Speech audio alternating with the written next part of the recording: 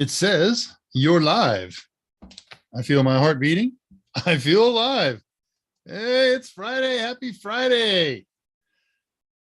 I was just thinking about all the zillions of greetings that I hear people do all the time. And I was about to emulate one of them. And I thought, gosh, no, I hate that one. Thank you very much, Andrew on the back channel. Good. I don't have to beg for status reports. So good afternoon. It is Friday afternoon, 2 o'clock Central Time. This is the Total Seminars YouTube channel, officially YouTube/user/Total Seminars channel. That's the name of our channel. It's not Total Seminars. We have one of those. We haven't updated it, I think, in decades. I see people checking in. And so somehow, some way, somebody said, nah, let's abandon that one and do this.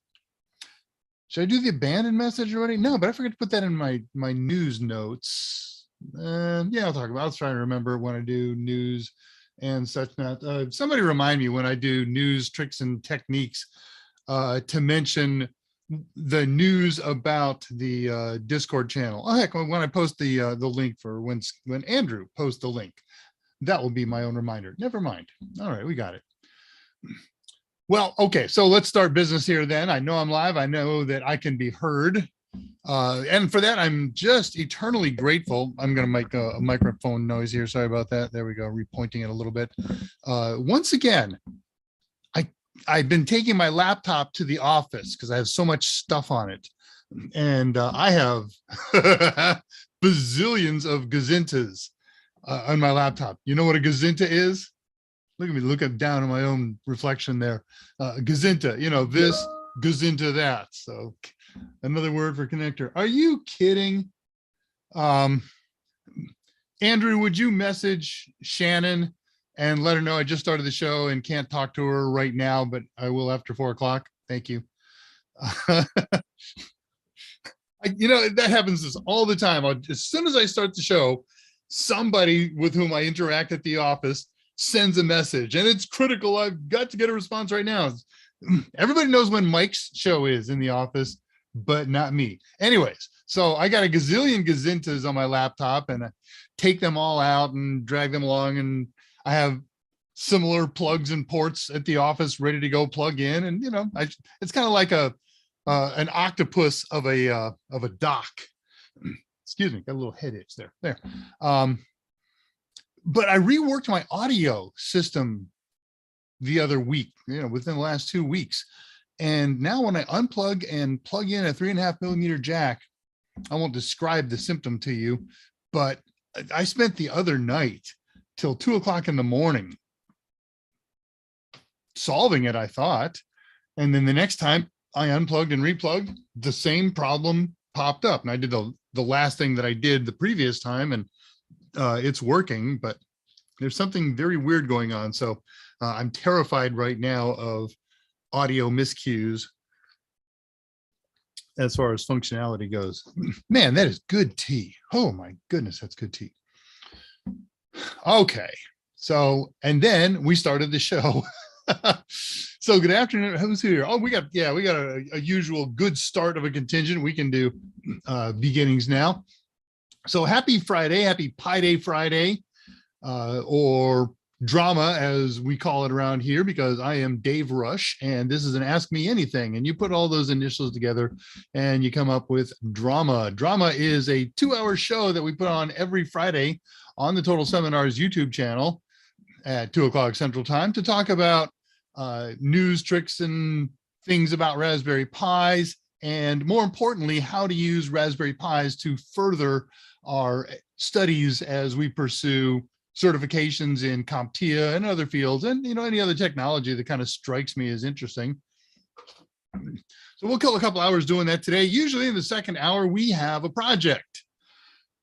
We don't have a project today. We're doing Q&A today, and there's a very good reason for it. As many people know here, we lost, I hesitate to use the word lost because it implies a passing of someone. No, Scott Jernigan, our editor-in-chief for almost 25 years at Total Seminars, has left Total Seminars, and someday he and Mike and everybody else will tell us all the story about how and why. I'm in touch with him. I'm over at his house regularly. I'm in contact. He is well. He is great. He's doing just fine. Well, he is and has been such an incredible, integral component to everything that Total Seminars does. In addition to being the senior editor, or editor-in-chief, I think is an even more appropriate term. He writes, he co-writes, he manages a billion other projects. He manages myself and a couple of my co-workers. And we are right now getting into the meat of the next book that we're writing, which is the biggest book that we always write, 1,400 pages, give or take. And so with him gone, everybody is being pulled in from other tasks and saying, hey, congratulations, you've just been elevated to, writer is not the right term for what they've made me, but I can put words on paper and then hand them to someone who is a much better writer than I. And so in addition to my usual tasks, I picked up a couple more tasks, and that has impacted you, because after the show last week, I scratched my head and said, what am I going to do for the project next week? Oh, okay, we'll do this, and put that on my plate. Well, there's so much new work has come about because of these changeover in workflows that Wednesday night, midnight, I'm looking at what I've got to do for work. And oh my gosh, I haven't started on this new project for prepping a show.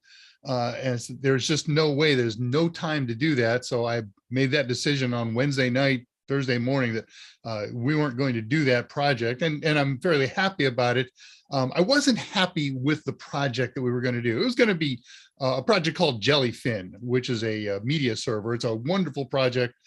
We've done 2 media servers, the 2 biggest names, and this is the 3rd big name. It would have been the trifecta, but it really doesn't dovetail well with objectives and exams in CompTIA. It would have just been a cool thing to do. And I like doing just cool things to do, but that one just never really sat well with me.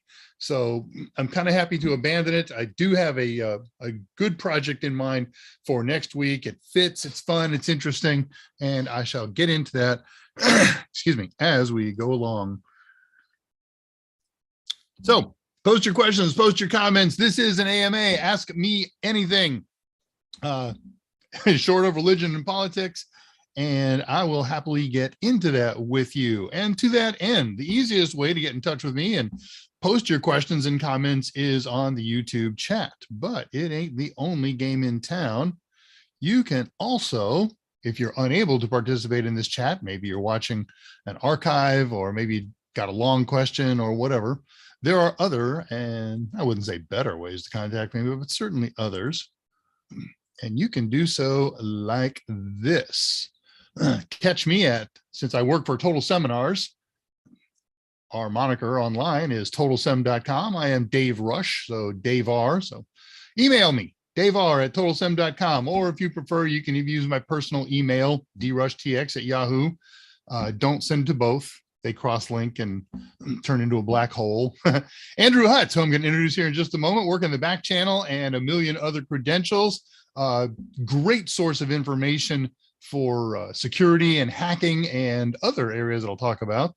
So you can get in touch with him, Andrew H, because he's Andrew Hutz at totalsem.com. And while I don't have his name up on here, you can contact anybody at Total Seminars if you know their name, right? Totalsem.com. Take, for instance, Mike Myers. If you want to send an email, and he loves to get your emails, by all means, send him one, send him 2. He's Michael M at totalsem.com. You can also catch us on Steam. I haven't steamed lately, and I'm not going to be for a while, man. Busy. But if and when I'm there, I'm Blood Rush TX, and friend me. I'll be able to at least see when you're online and what you're playing. And Andrew is The Green Abyss.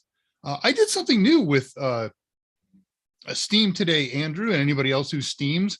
I was having a chat with somebody. I was having a chat with Scott, who is Scarhart on Steam, SCARHART. And I did an @ for The Green Abyss, thinking that it might ping Andrew. It didn't. So I didn't know that if that was going to happen or if it's not, or if I did something wrong, or you know what, we might not even be Steam friends. That never even dawned on me. All right. Well, anyway, that's the easiest way to get in touch with me is email, dave@totalseminar.com. There's other contact information here for Total Seminars, should you so choose. Now there's nothing underneath that. Don't forget, if you're watching the show today, or if you're watching it later, hit that like thumbs up. Doesn't do anything for us. We don't monetize or anything like that, but it does help other people find our videos. So when somebody's looking for Raspberry Pi and CompTIA on YouTube, that'll move that to the top of the list. And we think that's good for everyone. Excuse me. Okay. I don't need to do that. Shrink that. A little bit more intro, and then I'll start finding out who's here and what everybody's got to say. Oh, wow. I was working on an article just before you got here. And so I don't have myself queued up to the top of the page. Okay, so by way of introduction, if you are new here or watching this new in the archive for the first time, I am Dave Rush. I'm the senior instructor at Total Seminars. Total Seminars writes the books for CompTIA trifecta certification. We create the definitive video products to learn those things for A+, Network Plus, and Security Plus, as well as others. And you will know us by our head author and face of Total Seminars, Mike Myers. Yes, the Mike Myers. Someday, remind me to tell you this story about when I first met Mike at the interview. There's there. I am joined in the back channel and occasionally the front channel by my partner in Pi, Andrew Hutz. Andrew's a writer here at Total Seminars, an editor, works the back channel researching your questions, posting answers to make me look more knowledgeable. He posts links for us, answers YouTube chat. So by all means, ping him in chat. I'm trying to, he goes by Andrew in chat. Yeah, there he is, at Andrew Hutz. What else about him? Yeah, oh, so he's a moderator here and helps get rid of the Russian trolls who beat us. He'll try and answer questions for you sometimes that he knows I won't be able to, I won't get around to, or whatever. So if you post a question and you want me to specifically read it and answer it, please add the Dave R or Dave Rush, whatever I am in. What am I in there? David Rush. Oh, I have to post something so you can contact me. Howdy. Oh, I'm here. There, now I've posted something. I am reachable on the YouTube chat. And if you want to be reachable on the YouTube chat, just post something, anything, post a question or whatever, and that will help each other ping each other. Anyway, all right. So Andrew's a moderator. You can tell he's got a blue name. He's got a wrench beside his name. I'm just a moderator. It's Mike's channel. So I'm a moderator on his channel. And therefore, this is being his channel. I'm just a moderator here. It's not my own channel. Back to Andrew. Sorry, I know we got so much time to kill because I don't know project. I'm kind of dragging things out. I apologize. I'll get things moving along here. One more thing about Andrew. Among his many credentials, he's an accomplished computer security and hacking specialist, a connoisseur of fine breakfast cereals. In his spare times, and perhaps in his spare time, his hobbies include riding ostriches, making his own dental floss, and rain dancing.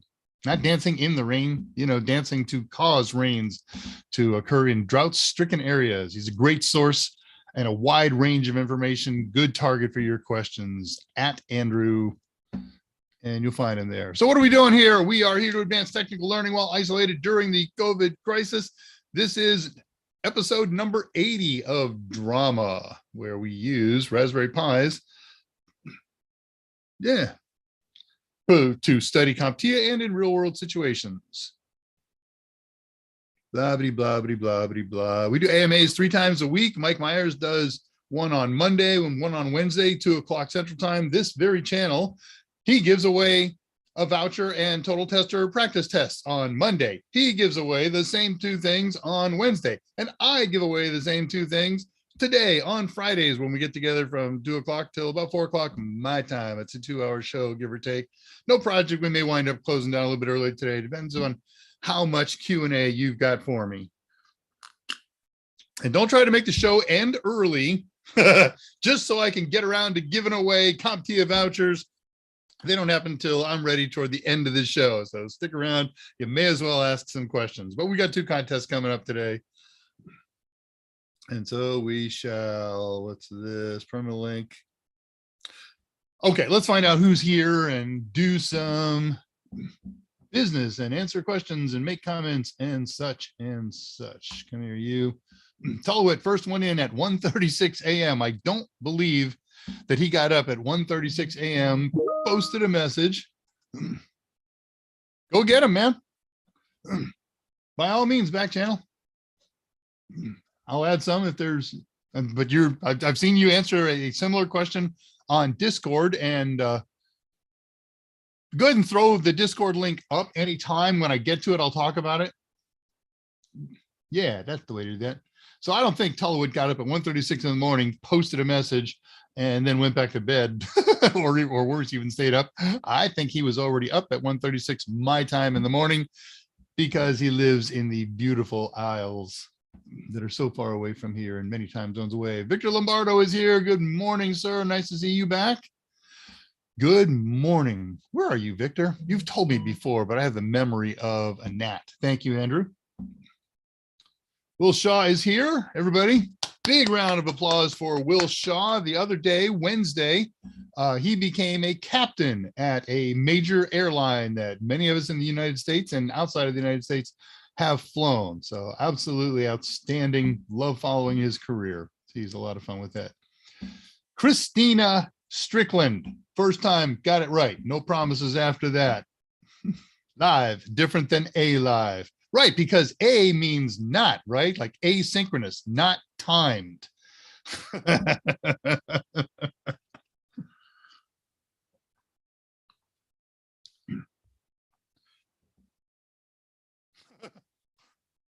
I just inhaled something. I hope it was an ice chip. It was probably a roach, cockroach. All right. Andrew posted the welcome aboard at 1:59. And Mr. S is here. Kickstart the weekend. I'm ready to kickstart the weekend. Tommy Tucker from UK. We get a lot of UK contingent these days. Thank you. You joined Zach and Steadiest Shark and whoever else is from in there. So welcome, Tommy Tucker. I have not seen your name before. Glad to see you. TD Washington is here from just up the road, as is Chris Kent. Both are returners.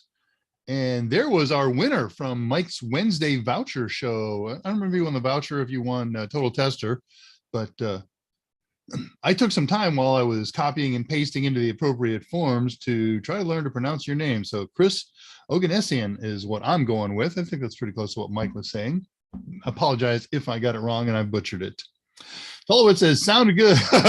Tullowit is stealing my meme. Sound is good, like the cacophony of a half-ton of water-spotted silverware tumbling down a corrugated tin roof. Thank you, Tullowit.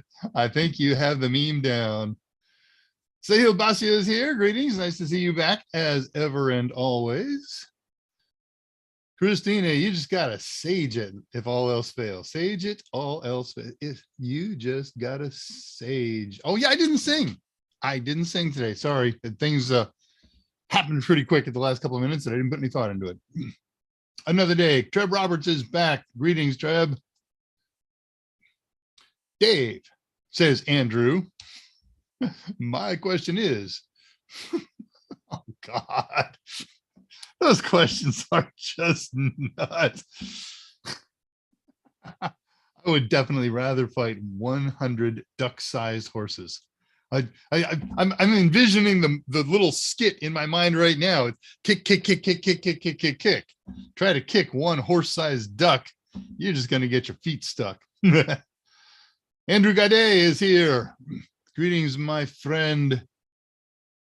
I can't do the joke that Mike already did. Nice Irish name. Tommy Tucker studying for A+ currently. Any tips?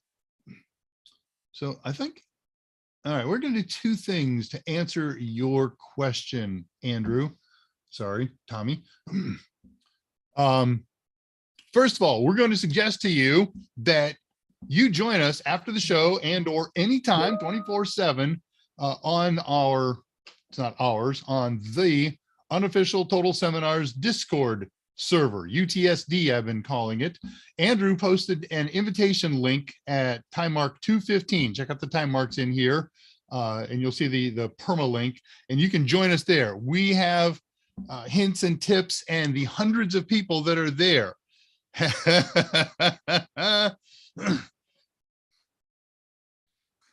I'm going to read that one from the back channel out loud in a minute, Andrew, because I can do Bruce Dickinson stuff all day long. Got to need more cowbell. Anyway, so that's number one. So I'm going to give you a short answer here. I would love for you to join us over there. You can join us with mic and camera after the shows. We do that all the time. You can text. We've got all kinds of forums and places like that, and people who study and study areas with great ideas. So I'm going to get you started with that question, and then we will go from there. But please join us on Discord, and we can get a lot more detail and time devoted to the topic. I lost it. Hang on, where is it? There we go. Okay, that was at 2:08. Excuse me. Tips for studying A+ currently. So our general advice here at Total Seminars is to really prepare for an exam, you need 3 resources. One of them that you really prefer, the other that you may not prefer so much, and one that you got to have. And that is a book, a video lessons, and practice tests. Okay. If you're a reader, you're going to love the book. It's the deal with our book. Nobody ever explains this well. And I go to other forums and say, you know, the problem with Mike Meyer's book, it's so long. It is. It's a big, long, freaking hairy book. And there's a reason for that. Mike wrote this book for people who don't meet the minimum recommended experience that CompTIA calls for. They want you to have 1 to 2 years hands-on playing with computers and supporting them, and then you go in and you learn A+ and you get the details, or you already got the fundamentals and the foundations, and then you start getting into the stuff that you've never messed with, or you get into depths that you've never encountered. So good book.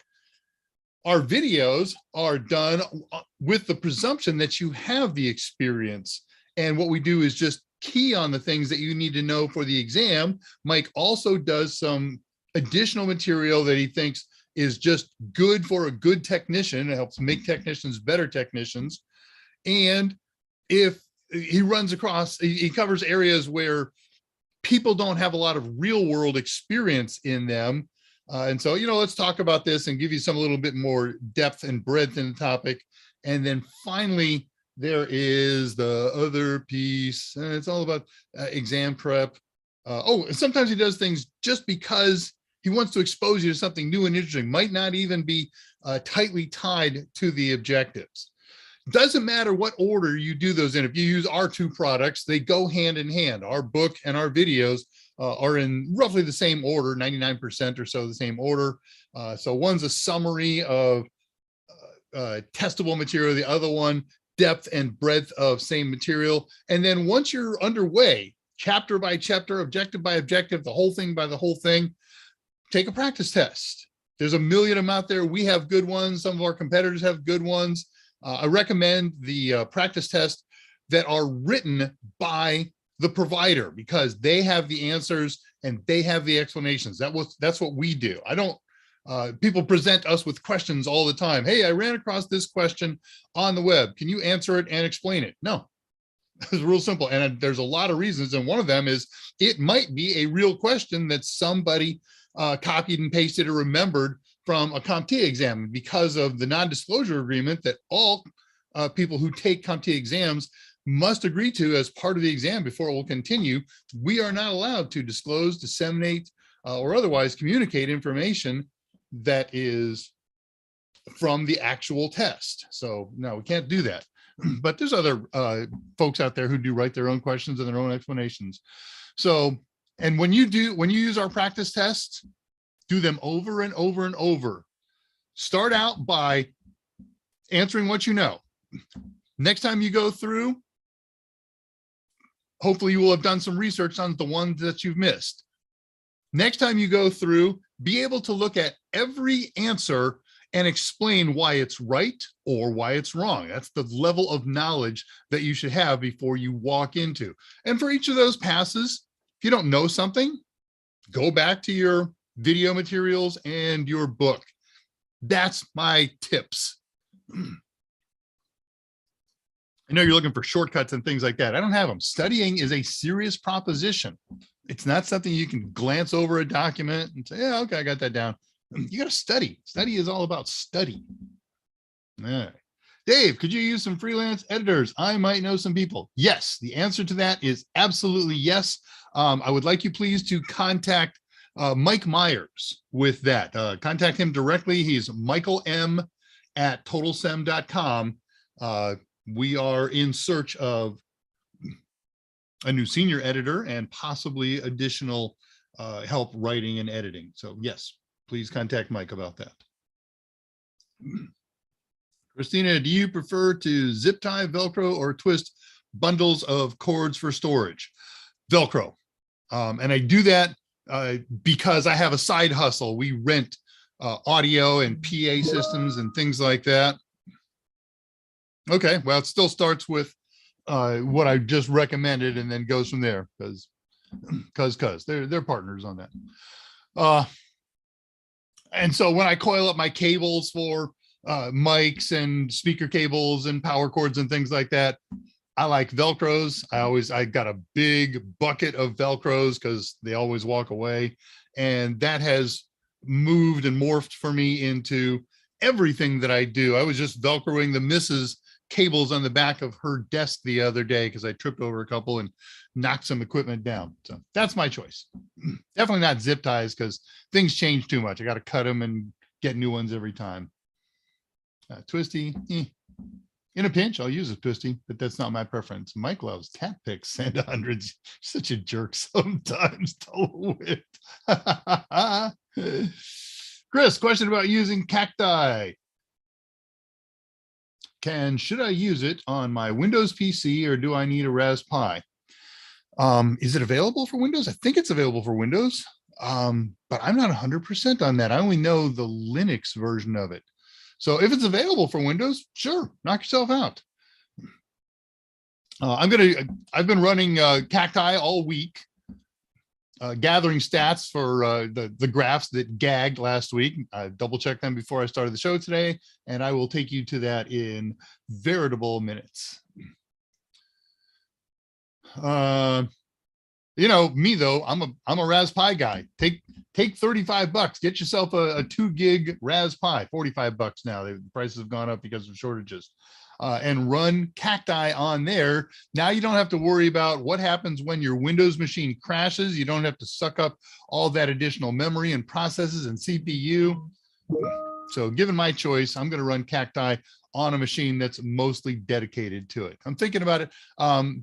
Our in-house IT guy runs Cacti on his Windows machine. I'm not sure if he's doing it in a VM or, and of course, you know, that doesn't matter. We've got WSL on Windows right now. You can create a Linux environment with your favorite versions of Linux within the Windows environment. It kind of makes a very tightly sandboxed virtual machine for Linux. You could just run it in that. But again, you're sucking up memory, you're sucking up CPUs off of your workstation. So if that's a dedicated workstation for you, if that's the thing that you use as your daily driver, I'm not sure that I would want to run Cacti on there to run Cacti to manage my house. So I want to install it and learn about it and play with it. By all means, stick it on Windows.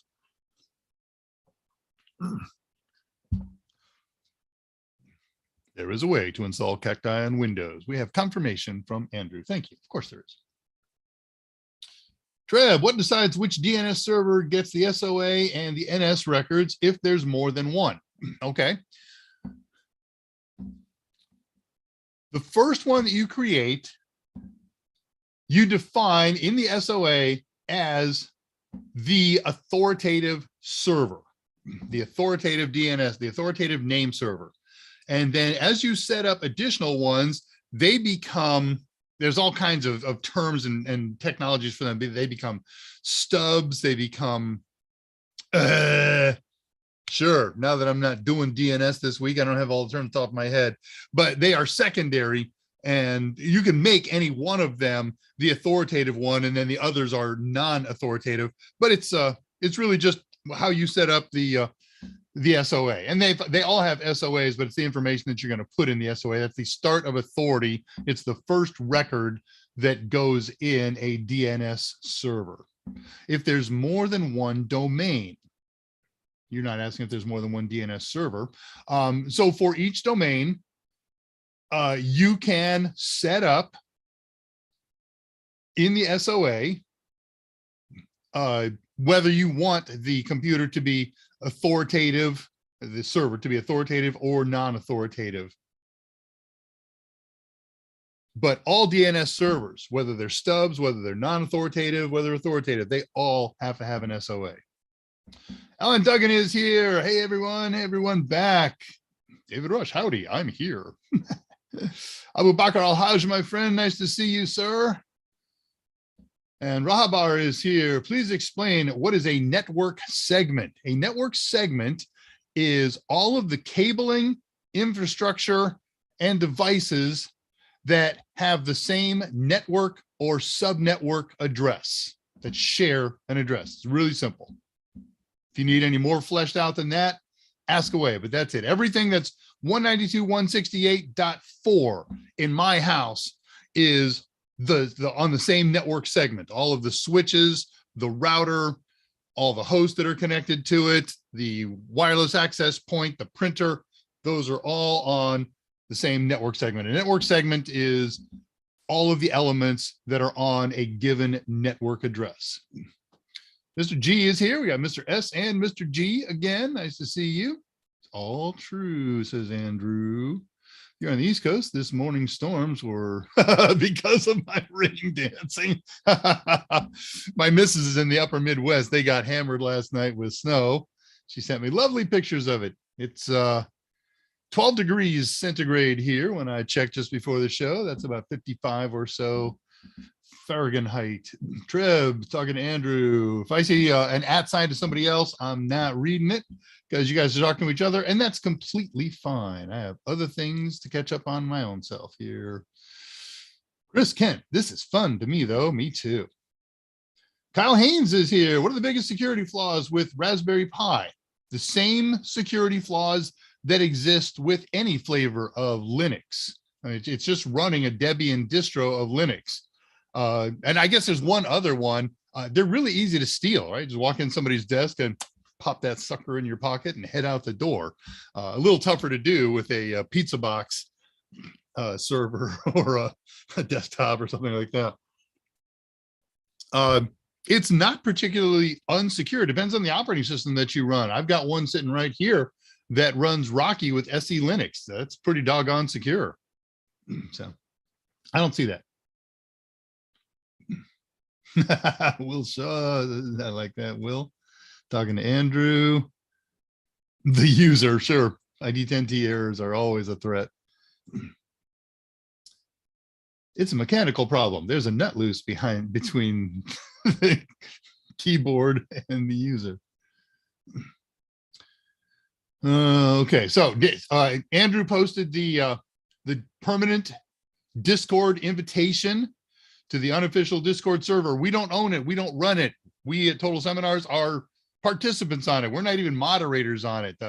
The owner turns up here occasionally. He's over on the server all the time. Many of his moderators are here. Tulowitz here. I haven't seen Andre yet. Some of the other mods, but I can't recommend it highly enough. It was named after Mike's company, Total Seminars, to kind of follow along after his shows to talk about the subjects, and it has just grown by leaps and bounds in both body count and in sub areas, sub forums, whatever we call them on Discord right now. So there's Kali forums and Raspberry Pi forums and Linux forums and study group forums and A+ forums and the list is endless. And typically after show, one or more of us fires up a camera and a mic and goes on, and we kind shoot the breeze a little bit with anybody who wants to do that. We encourage you to do so. Please join us that way.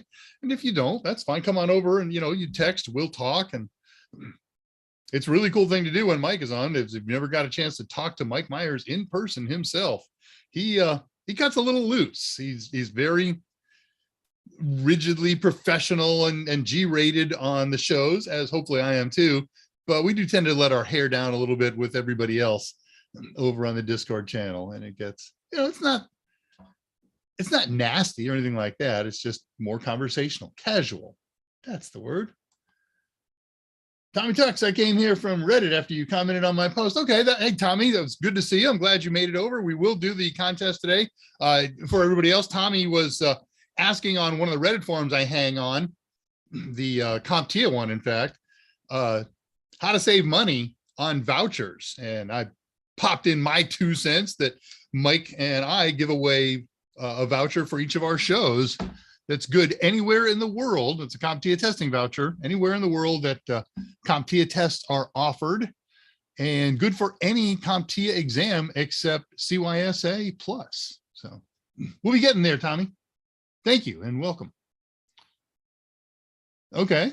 So Andrew, you're hanging out in the same forum as I am. You've seen my post there and you haven't commented on it. That's okay. Brian Baggs. Hey, Dave, how are you? I am fantastic. It's a lovely Friday. I'm all alone. It's just me. The missus is out of town and the boy is off at school. So when I need a brain break, I get to break out my guitar and use Udemy guitar lessons. I've been slinging at it for years, but I never study it seriously. So when they're out of town, I can crank the amp and really have some fun. I'm a happy guy. Best way to go, Andrew Hutz is offering study tips, is combination book, video, and practice questions. Okay, so those are best resources. As far as using the 2 resources, book and video, we don't have a recommended order. If you want to start with the depth and breadth, read the book, and then get the highlights on what you really need to know for the test, watch the video. Or do it the other way around. Watch the video and say, you know what, I'm not sure that I understood why he said that or what he said. Go for the book and get the additional information. They both work.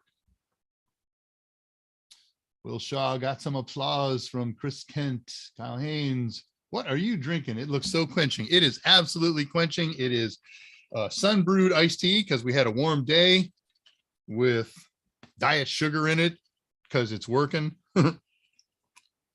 And a little bit of lemon and perhaps some ice. Yes, always iced tea. It's whatever I do on this show, and until or unless it's too cold to make iced tea. The instant stuff is toxic, I'm pretty sure. Right, so Andrew says at 217, everybody learns differently. You may find one tool more useful than the other. And certainly, there's the other piece, right? Work with other people, study with other people, get some different perspectives on things. Hang out in the Total Discord channel. Yeah, unofficial one. Will Shaw, thanks for the shout out. Still waiting on OE. Sure. And you got weather, so you can park yourself at home right now for a little while and hopefully get started when things are bright and shiny. No, I didn't shoot a single approach during my OE. Are you my user? There is a new name at 236. Zamzam Ali. Greetings and salutations, Zamzam. Hey, everyone. How long can I finish Sec Plus? I know, depends on how much time I spend. I think that the average person is spending about 60 hours to use our materials, book and video, and practice test. And, I've seen people do it in 2 weeks using just our materials. I've seen people do it, I think on average, 2 months is the total time that they really put into it, put in an hour a night for 60 days, something like that. And I've also seen people drag it out for almost 2 years. So I don't even think there's an average you can pull off out of that. Tell you what, Windows 11 has added weather news. Yeah, people are already posting all over the place how to make it go away. And they also, in the new beta channel release, they have just mandated, people are up in arms about this, I certainly am, that you have a Microsoft account in order to use Windows 11. You will find me on Windows 10 until the last application can't run anymore and I'm forced to Windows 11, but I'm not giving any more info to Microsoft or any of the big personal information vacuum sucks. Hey, Andre DeGoyer is here. He's one of the moderators over at UTSD. Don't have to be sorry for being late. I don't take attendance. Nikash Nandu is back from South Africa. Nice to see you, my friend. I used to live in the other SA, a little north of you. TC is back. Was on my way to fix an issue at a site, and it connected itself on my way out there. Still getting paid off for the miles, though. Okay. Ryan Bags at 2:38. How are we doing on timer? It's 4. Okay, it's 40. I'm just about caught up. If you're a student, you can get a massive discount from CompTIA if you provide documents proving you're a student. A+ vouchers were 109 after I got mine. Okay, that's absolutely true. You have to have an email account with a .edu extension in addition to student credentials. Because one of the things that's interesting, my kid transferred from Alabama, University of Alabama, a couple of years ago to Texas Tech, and all the universities are maintaining, at least for the moment, the email address that they assigned you for life. So he still uses his Bama account to communicate with some of his pals. He's got his Texas Tech thing and expects that to last forever. So it'd be interesting. It'd be a nice old backup, when you're 40 years from now. Just contact me on my total seminars. Texas Tech email. Christina, I've been making a YouTube playlist and playing it while I sleep and while I'm doing housework. That's how I've been studying in addition to the traditional stuff. It's a great idea. I like it. Very welcome, Zamzam. Zamzam, perhaps. I mean, ugly American. I do that. Khan is here. How do you get the most out of a cybersecurity internship? How do you get the most out of any internship? You watch, you listen, you learn, you ask questions, you do as much as they will let you do. And once you've done something, learn what you did, right? Don't just type the keystrokes that somebody told you to type. Get an explanation. What did that do? What did this command do? Study at home at night. Work on, if you don't have cybersec credentials, find a cybersec certification that's appropriate to your field. You don't have to pursue the certificate. Pursue the information that matches it. Maybe later you want to go get the cert, you've got the background. But out of any internship, that's true. If I'm got nothing more to add to that. I've been picking their brains every day. Okay, you're doing it right. What skills should I focus on? I don't know. I don't know what they do. I don't know what your internship entails. I don't know what you want to do in your career. How about ask those folks about their career, about is this their final career? Are they envision moving up? What are they going to do? And what are they doing? What do they find interesting about it? Right? You got to find a career that is going to give you joy, and then focus on the skills that are appropriate for that. Know the fundamentals, whatever you're into. If you're fixing cars, if you're mopping floors, if you're learning Linux, if you're learning cybersec, get the fundamentals down, because you're going to build on those. When you miss a fundamental, it will hurt you later. I've been there. Ryan Bags, like father, like son. My dad also into computers. Very cool. David M. I love studying music as well. Excellent. I played piano in high school and a little bit in college. I played drums in high school and college, but you just can't do either of those things around a campfire on the beach. But a guitar, you can whip out an acoustic or a travel guitar all day long. And, you take a person like me, you take a person like Scott, you take a person like Mike. You know what we do when we ever get the chance? We get in front of people and we perform, we talk, we sing, we play. And so if I'm out there at the campfire on the beach, I want to be part of it. I want to be part of the leadership. Hey, I got a song for you. Or can you play that, Dave? Damn right. Give me my spotlight. Darn right. I didn't say anything else. William Jeske's here. Does CompTIA require area of study be IT related? No, they don't. Yeah. Nikash, Mike always gives me CompTIA vouchers because I give him South African wine. Well, and every time you mention SA wine, you send him off in a tizzy thinking about all the SA wines that he knows and likes and wants to let you know how much he knows. And he does. He's an onophile, a wine lover, and he's very good about wine. Christina, no question is too small to ask. Why and how are your absolute best friends? Look, it's really easy to figure out who your best friend is. A friend will help you move. A good friend will help you move the body. Good question. I'm not sure. I would assume anyone going for CompTIA certifications. Yeah, if you're a student and you're ready to take a CompTIA test, you can get the student discount from CompTIA. It's going to be in your name. You're not going to be able to resell it or pass it on or anything like that. Because I want to get you hooked. Then when you're out of college, you get to pay full price like the rest of us. All right. I'm caught up on questions. Let's go back into notes here. Andrew, if you would be so kind as to post the discount link, that would be just great. Yeah, I'm letting that one go. All right, so we got discounts. Not only do we have free vouchers and free total tester giveaways days like today for people that watch our shows, and only for those people. We don't advertise this anywhere else. We have weekly specials. The code changes week to week. We haven't changed the special in a while. It's because of a lot of the personnel shuffling. The people who used to do this are not doing this thing anymore. I'll do a little, thank you, Andrew.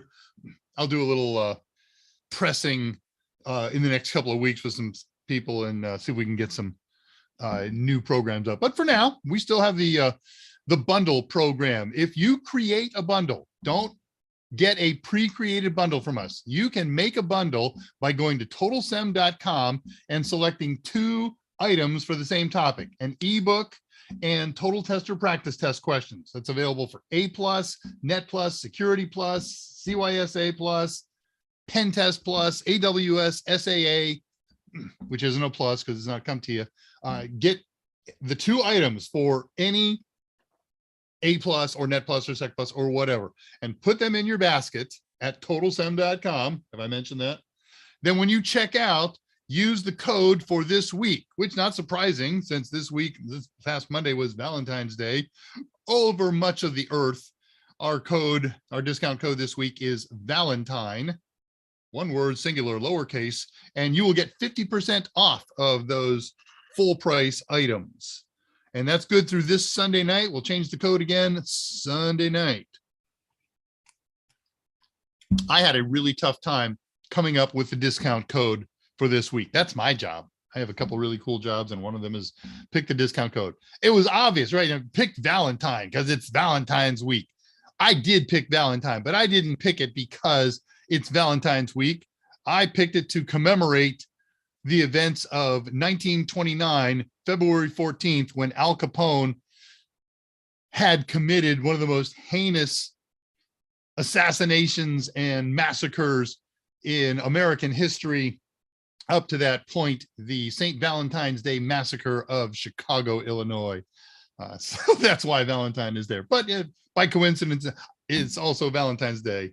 And I got to tell you, I had a really tough time because I had another code in mind, and I went with the traditional, but my code was going to be Dracula. Why? Because on February 14th, 1931, I'm doing this from memory, by the way. This is not in my notes. The Bela Lugosi Dracula movie was released.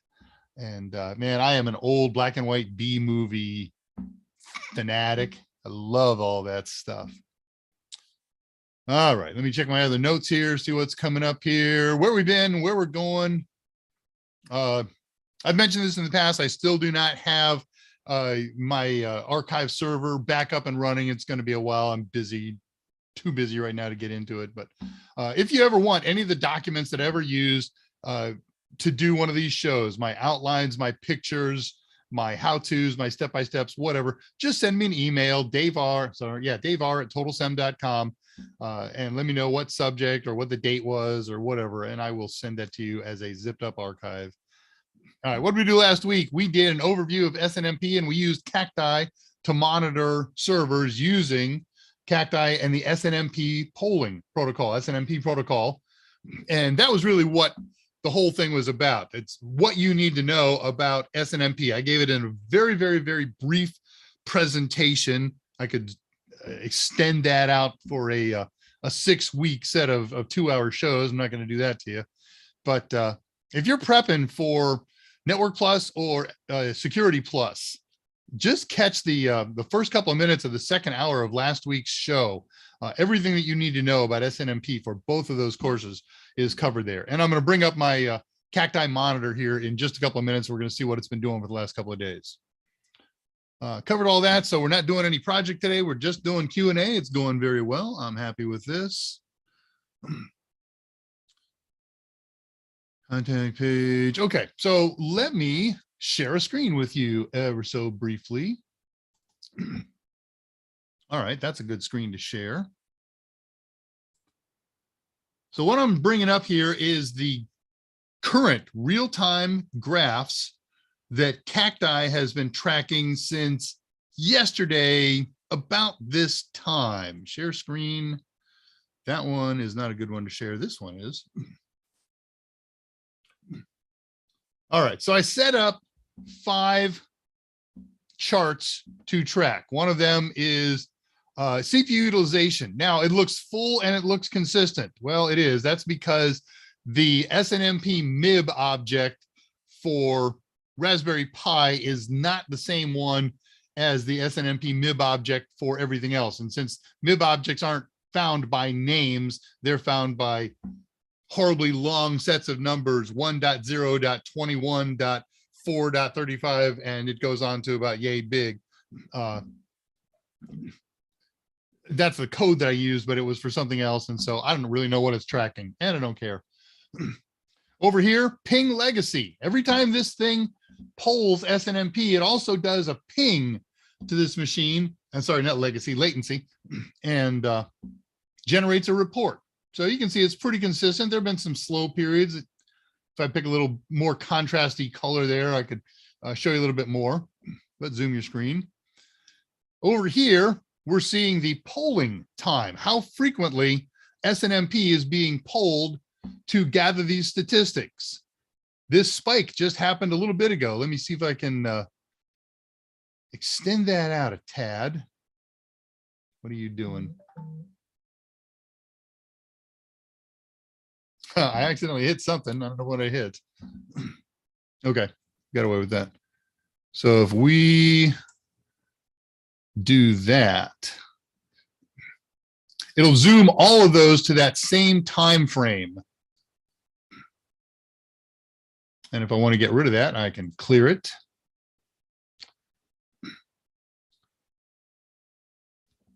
And return back to everything that I wanted to see. No, I didn't do that yet. Refresh it.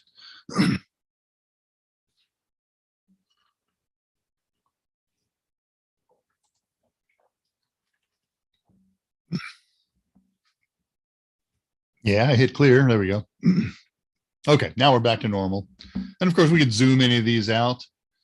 Over here, we got processes running. I haven't done anything unusual on that machine since I started tracking it. If so, we would see more processes happen, and this thing will automatically rescale. That's one of the really cool things about this.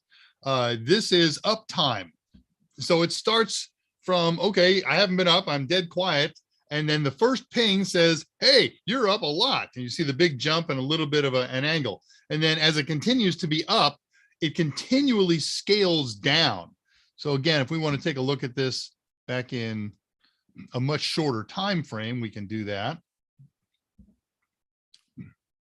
There we go. So that's kind of what it looked like at the beginning. Why is this a big deal? This is one that you keep up and running all the time.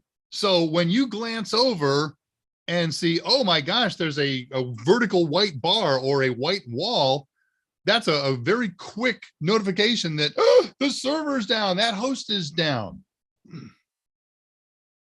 So that's one of the really cool things you can do. We can take all this data and forward it into logs. We can generate reports out of those logs. There's a bazillion things that you can do with Cacti. We didn't even barely scratch the surface. But that's what I wanted you to see last week.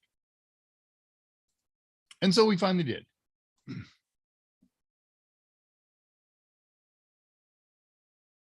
Got to find my page again. There we go. Excuse me. Okay, news, tricks, techniques of the week. And then we'll get back to questions. I went to Micro Center this week for something particular that wasn't Raspberry Pi oriented, but I got to go over to the Raspberry Pi area, right? They had one Pi 400 in stock. They had a few Pi compute modules. Those are circuit boards with all the Pi stuff on them, but not the GPIO pins and not the usual connectors. You make your own carrier board to put those in. And they got one or two more things that regular Pis don't have. So I had a couple of those in stock, and that was it. There was no Pi zeros or Pi 2s or 3s or 4s, other than the 4 that's built into the Pi 400, the built-in keyboard and provided mouse kind of thing. I mentioned this in the past. There's news that I want you to know about. There's shortages, right? As evidenced by what we saw over at Micro Center. I ordered a pair of the new Model 2 Pi Zeros back in, I don't know, late November, mid-December, something like that, from the official distributor in the US. At that time, the ETA on delivery was May. I checked on that this week because somebody mentioned something in the show last week about much longer times for new stuff being ordered. And sure enough, that's been pushed back now to July. I wrote not July. How about now, July? There we go. And so I said to myself, I said, self, if this is the case, if I were to order right now any new Pis, it's going to be a lot longer. So I went into the office the other day and I said, Mike, I'm going to order a bunch of Pis for myself. You want any for you or the company? And he said, yes. And so he and I created an order. We got, what did we order? 8 Pis, all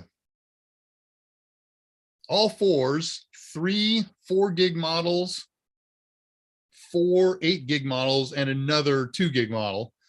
Total price, $515 US. Delivery, ETA, how about, let's see, I ordered these on Wednesday, April of 2023, a year and a quarter from now. And that was one of the reasons I ordered them now, because, and if I wait till then and get notified, they'll all be gone. They'll be sucked up off the shelves. And 2, they may get pushed back again, and or prices may increase. Saw a news blurb today that matters to me. I don't have any here. I got one up on my shelf, but it's in use. Can I get that down in front of the camera?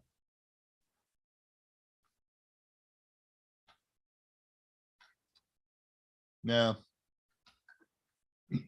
Anyway, 2 months ago, Raspberry Pi operating system was upgraded to Bullseye. Used to be Buster. And the upgrade, as with all new upgrades, brought a few problems with it that usually don't impact a lot of people. One of the problems, however, did impact me. The old software to work with Raspberry Pi's official cameras and clones doesn't work anymore. People are working on workarounds and things like that, but it's a mess. So news blurb today, a preview release of the new Pi Camera 2 libraries were announced yesterday or today. So yay, that's good news for me. This also actually happened a couple months ago, but I haven't played with it. I must have, but I wanted to show you this. Where's it at? Oh, I took a screenshot of it, so I don't have to. For those of you who use Pi-hole, I use Pi-hole a lot. I use it all the time. I get no ads. I get no ads. Have I mentioned that I don't get any ads? Because I don't get any ads. Between that and my Brave browser and one ad blocker, there's no ads. But one of the things that Pi-hole did is they created some skins or themes, like dark theme and light theme and whatever. Somebody made not somebody, the folks at Pi-hole created a new dashboard theme for it. It's the Star Trek dashboard. And I just love that. I could leave that running on a monitor all day and watch it. I'm not a Trekkie. I'm a Star Trek fan, but not a Trekkie. Subtle difference. Oh man, I have something so cool to show you here. Okay. So we'll keep that up there for a moment.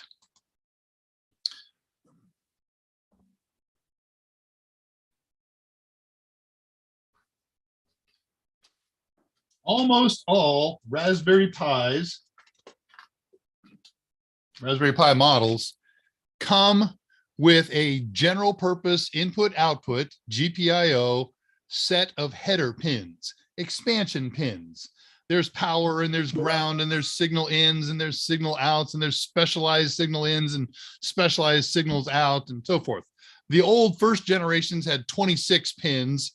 The current generation has 40 pins on them. That's true for the Model 2 and the Model 3 and the Model 4 and all the submodels in between. However, on some of the Pi Zeros, some folks said, I would like to save some money. I don't need that header on there. I just want the Pi Zero to do what it's doing. I'm never going to do expansion on it, or I don't want all those pins. I don't need them, 1 or 2 or 3. I'll solder my own. Now, this is not a Pi Zero, but what you can see along here are a bunch of holes, and you would put in a header onto that. I wish I had more light in here, but that's the way it is. And then solder it. A header is a pin. And so they make headerless versions of Raspberry Pi Zeros and header versions of them. And it's a pricey bit of difference. So if you're really cheap, you go out and buy your own header and solder them in. If you're not cheap, you go buy them pre-soldered in. But there's the challenge, right? If you're going to solder, you need soldering skills and soldering equipment. So lots of folks say, I want to add my own pins or maybe even my own complete headers, but I can't or don't or won't solder. Well, one of the Pi support companies, Adafruit, has created a new kind of solderless header block. Now, solderless header blocks have existed in the past. They have out there what are called pogo pins.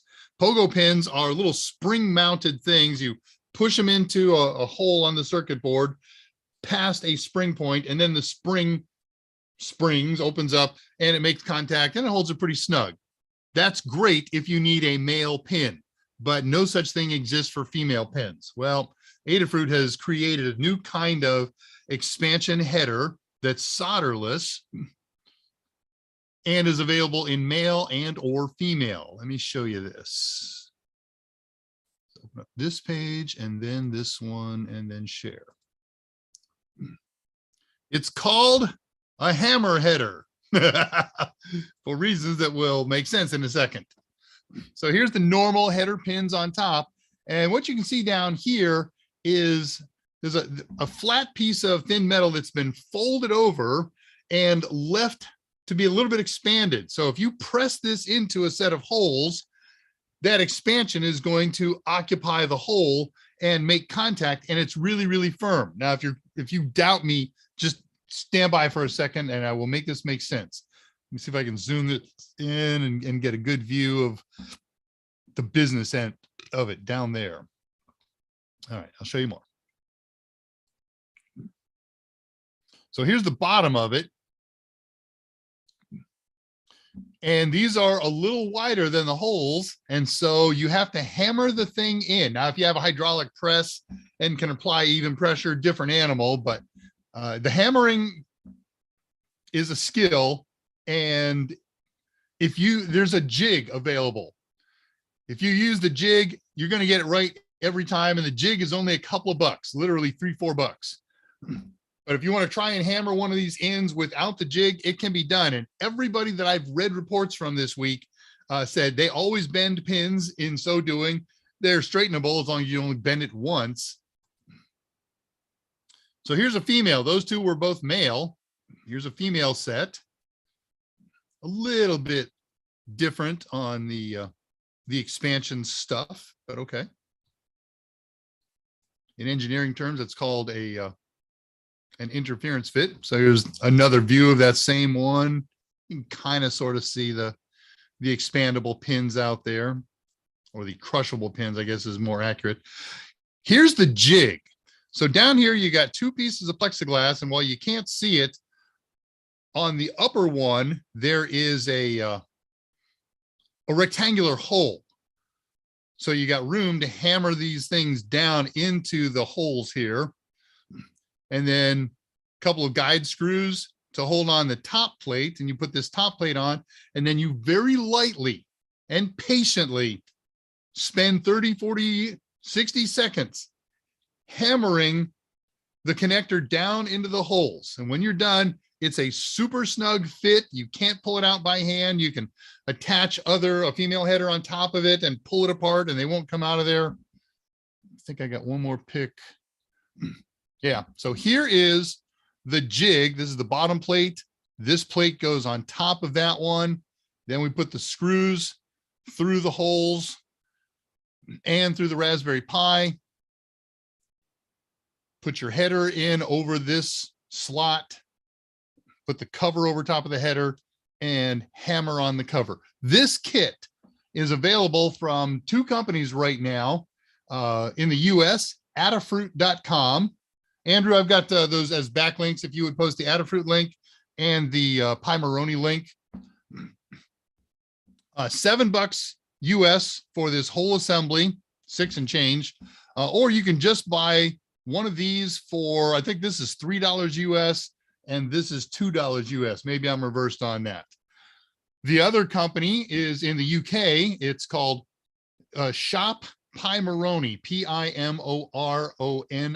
Pimoroni.com. They sell the same kit. They get it from Adafruit, and they sell it the same price, except in pounds. So £2.60, £3, £7 for the jig. Thank you very much. Andrew has just posted them, and it looks like 7 minutes or so past the hour. Those links aren't up. Oh, I'm sorry. I thought I posted them. I'm very sorry, Andrew. Thank you for doing that. They will be.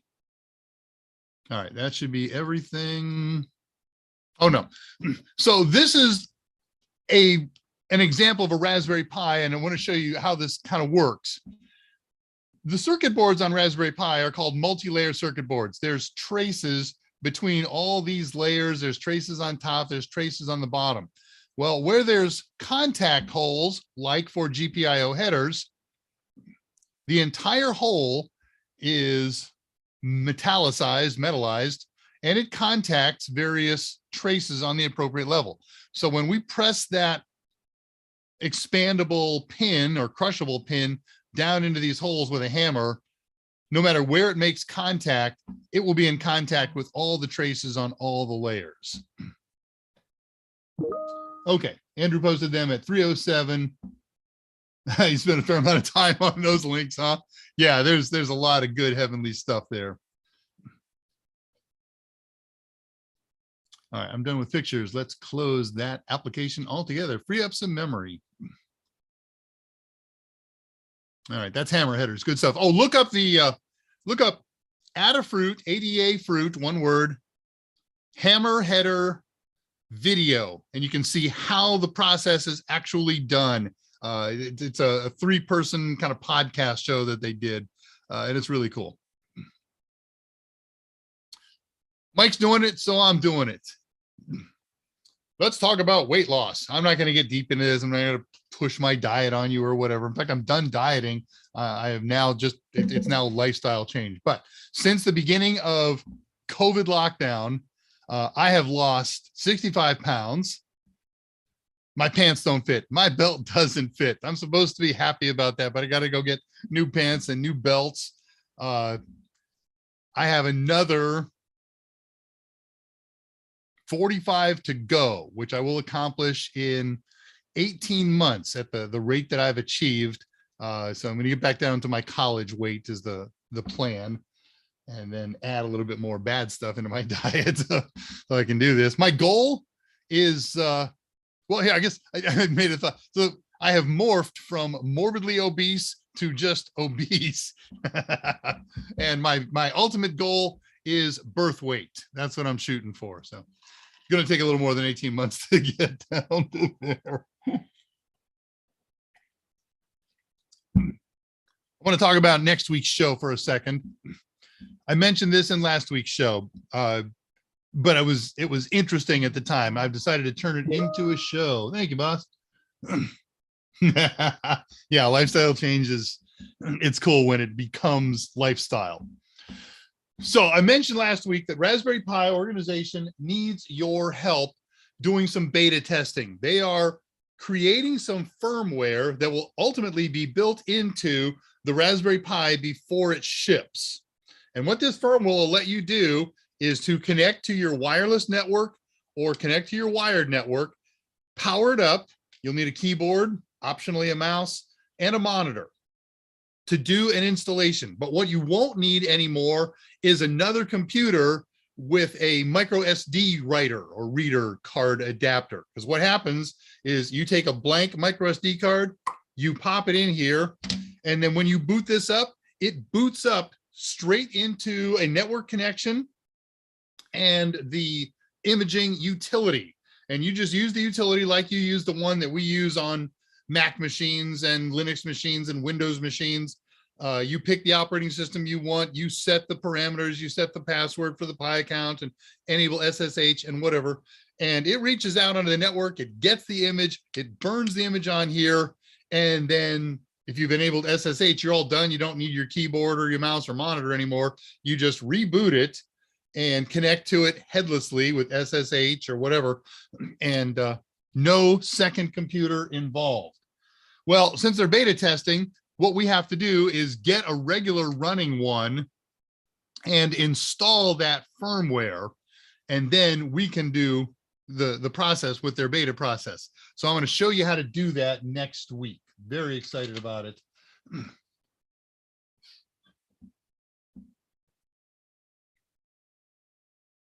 Still did.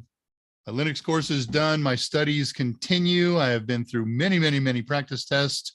I am getting very good at them. I still do a little bit more research, and I still have to complete one more review of the entire course. But less than 2 weeks, I will take my Linux Plus test. Let's see. As always, we're going to hold contests here today. I'm going to get total test or practice test contest in just a couple of minutes. We'll answer some questions right now, and then we'll get on contests. Yeah, it's a perfect time to do all this stuff. So let's catch up where we were. I finished off at 244. All right, you. Lots of stuff has happened.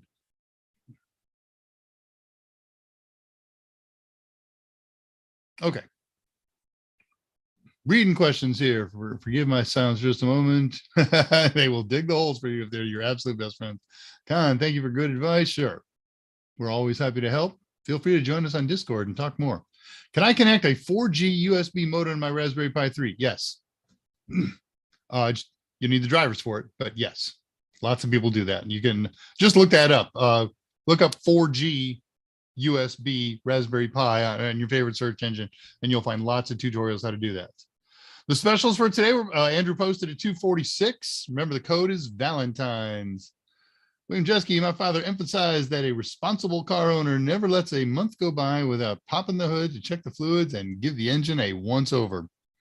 I should be more responsible. Actually, that's not true. I opened up 2 hoods on my cars today and gave them a once over, planning for some. So I like your dad. He would have liked me.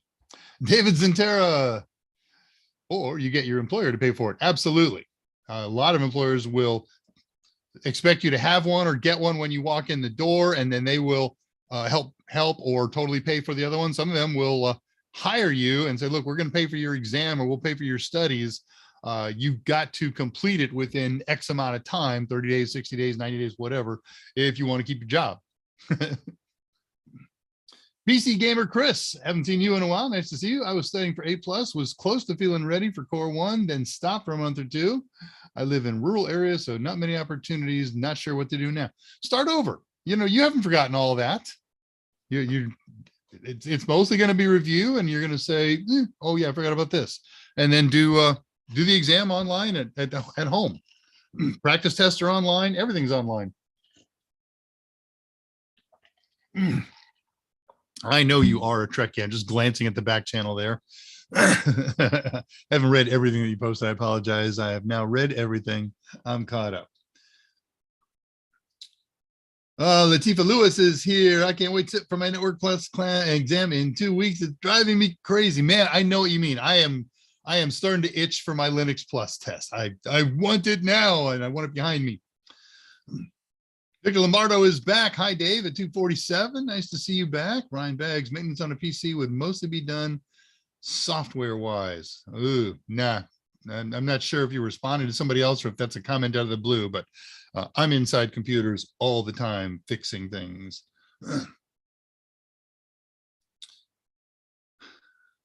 Katie Zoe is here. New face in the crowd. Another county heard from. Lots of in-between conversations. So cool. David M. Dangerous things happen when I open my case, like adding more stuff. Yeah, my case gets heavier. My wallet gets lighter.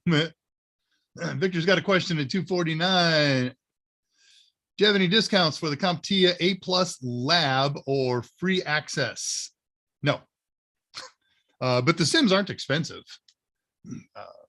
But no, there is no discount program that I am aware of at this time. The only discount program we've got is on the Total Tester and ebook bundles. This is my way to relax. Me too. I'm working, but relaxing.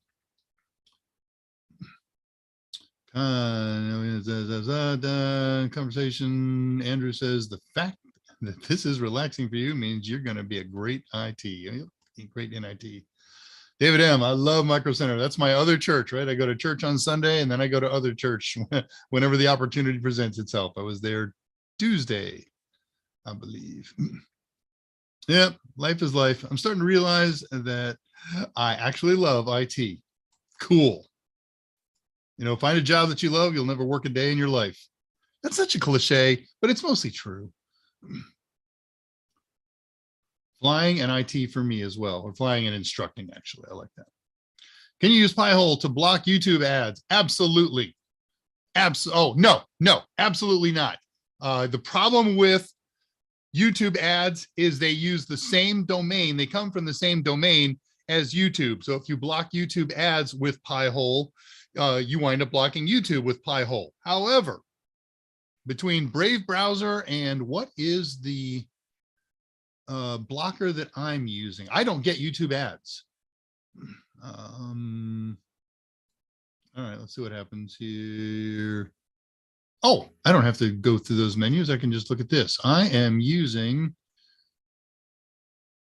Ad Block and Ad Guard. I only need one of them, but they've always both been installed. So, but between that, I don't get YouTube ads. I don't get any ads. I don't get any ads. Occasionally those funky little ad choices things from Google, but I don't even notice them anymore. So few. Reading question, lots of inter-conversations here. Christina at 302. Have you ever opened a box and gone, yeah, that smells like old electronics? That's how I grew up, man. Woman. I'm Gamers World in Discord. Okay, very good. I will see you there. I just started going back to the gym a month ago, and my back thanks me for that. You bet.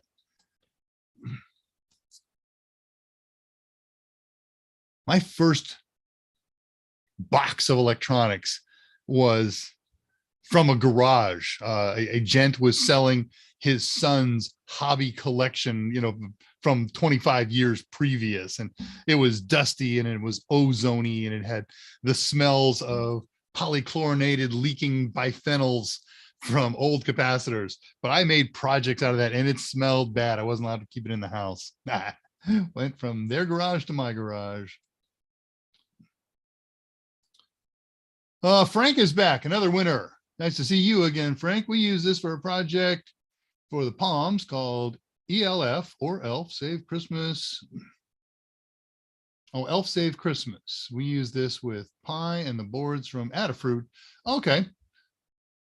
To move the gouge inside the claws meter. I like it.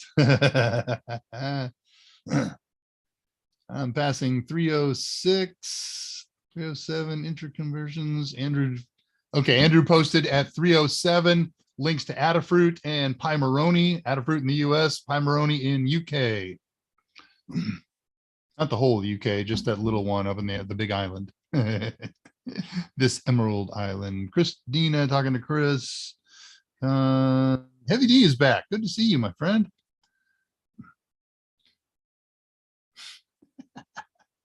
I got this, huh? Thanks, man. I hope so. I can't say that I've never failed a test, but it's been a while. All that drink looks very healthy. Would you share it with us? What's the recipe? Tea bag, hot water, diet sugar, ice, and lemon juice. I super scrolled. I was getting to the end and then it shot up. Comfort of my own. Wow. Okay. A lot has happened since I've been trying to catch up. That's all right. We got plenty of time here. All right, left off at 310. What diet do you follow? It wasn't a diet. It was I got rid of starches and carbs. No sugar, no wheat, no flour, no bread. Everything is protein and fat, cheese. Basically, I'm meat, cheese, nuts, vegetables. It's the only thing I eat anymore. I was terrified when I started that. I thought it was going to be boring. It's not. I never want for. And after a while, you don't crave all the sweet stuff anymore. But I still get sweet stuff because they make plenty of it that falls under, I guess it's as close to a keto diet as anything that you would call by official name. Okay, passing 312. Datum is talking to Matus Riska. Did I miss Matus coming? Yeah, there he is. I missed the question too. Okay, 311. What are your opinions about taking tests in testing center versus taking online? Which would you prefer? I absolutely prefer taking at testing center. Way, way, way, way too many horror stories by percentage of people who have trouble. There is the variability in the proctors. There is variability as to whether my camera works and shows me and you can see me, or vice versa. There are cutoffs at inappropriate time. It doesn't happen to everybody. It doesn't happen all the time, but the percentages are much higher of issues like that at home testing than they are at testing centers. I know testing centers aren't for everybody for all kinds of different reasons. Sometimes you live very far away from one, but I'm a 100% testing center guy.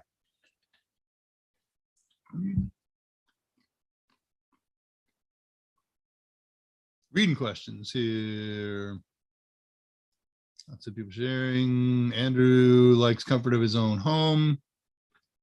Oh yeah, that's the other thing. I would have to clean up here in order to take one at home, assuming everything would. Now, of course, we have differing opinions. That's okay. As long as we recognize that my opinion is the right one. Now, again, many people have very positive experiences doing them at home, and I'm very happy for them that works out. Just, you don't ever read horror stories about why my test went bad at the testing center. But if you want to go do a Google search on something like that, you're going to find a lot of hits compared to testing center rules. What are the rules for home online test anyways? Can you have some blank paper or notes? No. You must use they're going to take a picture. You're going to take your camera and you're going to zoom it around. You're going to show them everything around you. They're going to make sure there's nothing that they could see that might have answers for you. And then remember that their goal is they have to comply with a rule from CompTIA. And CompTIA's rule is no one can keep any information other than in their head that they've seen on here. So if you had a piece of paper or even a whiteboard at your home, you could write down a question. You could write down answer choices and, oh, look at that. So no pen, no paper, you get you and the clothes on your back. And there's a little whiteboard and it's text only. You can't draw on it. That's part of the testing application. So those are the rules for at-home testing. And sometimes, you know, while you're panning your camera around, stop. What's that? Okay, you're gonna have to move that. And you do that as a pre-check, and then you do that again at the beginning, just before you take your exam. Plus, got to take pictures of your desk. Yeah, there you go. Somebody beat me to it there. You know, I've heard no water because there are people who write on the label and then glue the label back on or stick it back on, and then they can see it. But there's proctors out there that if you do this, right, there's a lot of people who, you know, kind of look up and right or look up and left while they're thinking. You must face your screen or I will kill you and kill your connection and fail you. Yeah, you got to clean up your room. Tip, read each question carefully. Absolutely. That's, you know, that's good testing advice anytime, all the time. The proctor was like water only, but in a regular glass. Okay. That's a policy mod, because when they first doing it home, it was nothing on your desk. Suffer. And that's weird because you can't have water in the testing center. You go to the testing center, they are getting this close to a strip search. Pull up your sleeves, pull up your pant legs, no hats, no headgear. Even for, there's odd exceptions for religious exemptions.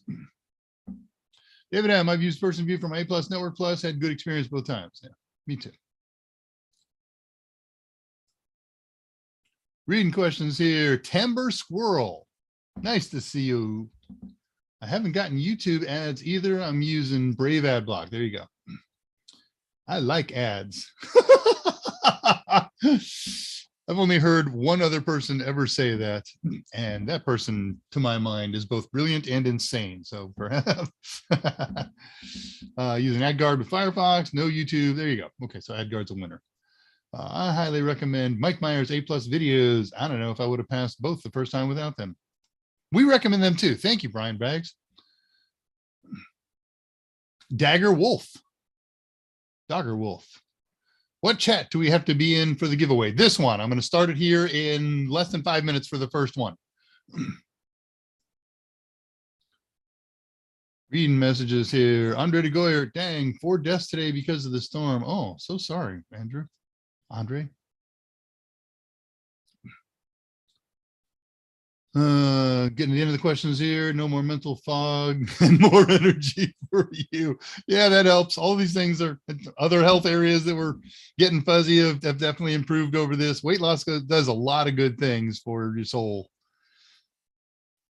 Anthony, etc. I think that's ETC. I had no issues when I took a test online personally, but definitely feel nervous every time I do. Okay. Yeah, it's you know, it's a divider. People love them, people don't love them, people are afraid of them, people totally got whatever. You're happy, I'm happy. And please don't be nasty to the proctors. They're just trying to do their job. Former test proctor here. We got to talk about that. You know what? Fine. My little micro rant here. They are absolutely inconsistent. They are absolutely inconsistent. You might have been a great one. You might have been just doing your job and have to do something harsh. Fine.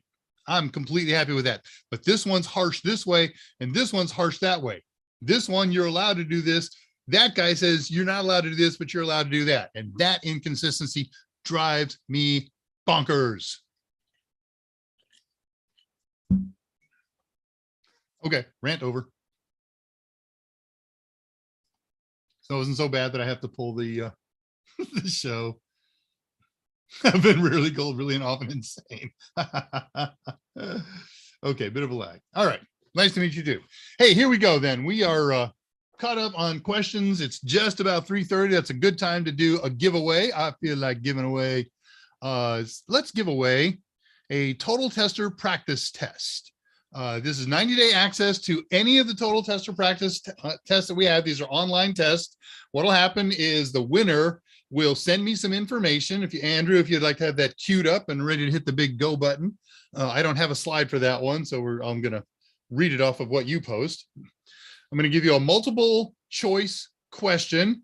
You have to type in the answer, not A, B, C, D. Type in the actual text of the answer. They're short, they're easy, just a couple letters or a couple words, something like that. I don't remember what the question is yet. And when we pick the winner, whoever I pick, and Andrew helps me pick in the background, is the winner. If you think you're the winner, you might have been on your screen, but it's what appears the first correct answer on my screen. That's going to be the winner. If I'm right, if I'm wrong. Now, here's good news. If you've won anything on Mike's shows before or on my shows before, unless it's been excessive, unless you're hoarding total testers, you can win again. We got a couple of people that have moved into the hoard zone. And in that case, we tend to bend in favor of people who have never won anything before. But if you have won it before, and I don't know, find somebody that's close, that's fairly new, then you may win again. Wow. How did that get there? Hang on. Hang on. One moment, please. There we go. TTO giveaways. Make sure I didn't miss any critical functional rules. You only get to guess one time or post your answer one time. Previous winners eligible. Today's question is multiple choice. Today and next week, I am sticking with the Linux command theme. If you want a heads up, check out the objectives for A+ Core 2, 220-1002. Look at the Linux commands. All of my questions for the month of February have come from there and will come from there. Next month, I'm going to switch gears. I got another topic in mind. I'll tell you about it in a moment. And you'll find them under objective 1.9. All right, let me bring my slide up. Weekly specials, unofficial TTO question. All right, there's a slide. Now let's share it. The contest begins when this appears on the screen. Sorry. Got to get all my screens in a row here. Oh, you raggedy schmatz thing. There we go. And we are sharing. All right, question for today's contest. Which Linux command makes a block-by-block copy of a file system or another location of a storage device? You have 5 choices. One of the answers is the most correct. CP, CPBLK, DD, MV, RM. Which of those commands makes in Linux makes a block-by-block copy of a file system to another location of a storage device? And let me go look at answers. I'll leave that up while I'm perusing answers here. Oh, I can't. I got to stop the share. All right, you got that in your head? Because I got to take that off so I can go look at stuff. All right, there we go. Now all the answers have zoomed up. Really? Oh, there were people who won and have passed. I agree with you, Andrew Hutz. Stunning.